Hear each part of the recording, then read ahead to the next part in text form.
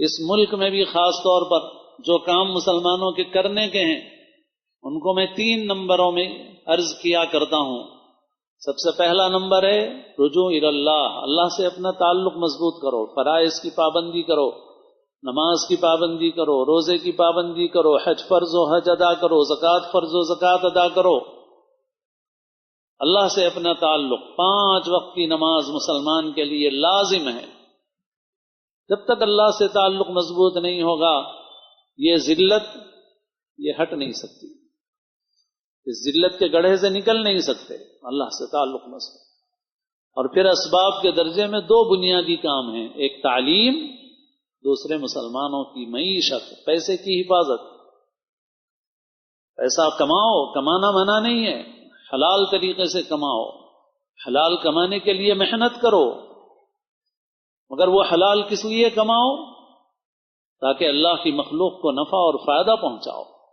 من طلب الدنیا حلالا تعففا عن المسألة وسعيا على أهله وتعطفا على جاره لقي الله ووجهه كالقمر ليلة البدر، کہ جو شخص حلال مال کمانے کے لیے کوشش محنت کرے اس لیے تاکہ لوگوں سے بھیک مانگنا نہ پڑے، سوال کرنا نہ پڑے، تاکہ گھر والوں کی ضرورتیں پوری کروں، اپنے پڑوسیوں کے ساتھ بھی مہربانی اور شفقت کروں، یہ نیتیں ہوں۔ جب یہ نیتیں ہوں گی تو کرے گا بھی نا آدمی، یہ تھوڑی کہ سارا خود ہی جمع کر کے رکھے گا، پھر گھر والوں کی بھی خدمت کرے گا، خاندان والوں کی بھی کرے گا، پڑوسیوں کی بھی کرے گا۔ تعففا عن المسألة وسعيا على أهله وتعطفا على جاره، جو واقعتاً ان نیتوں کے ساتھ اللہ کے لیے حلال کمائے گا، لقی اللہ ووجہہ کالقمر لیلۃ البدر، تو اللہ سے وہ قیامت کے دن اس حال میں ملے گا کہ اس کا چہرہ 14ویں رات کے چاند کی طرح ہوگا۔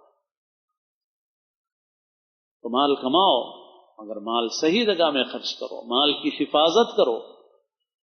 اب شادیوں کا سیزن شروع ہوگا ہمارے پاس، دیکھیے کیسا مال اڑا رہے ہیں ہم لوگ۔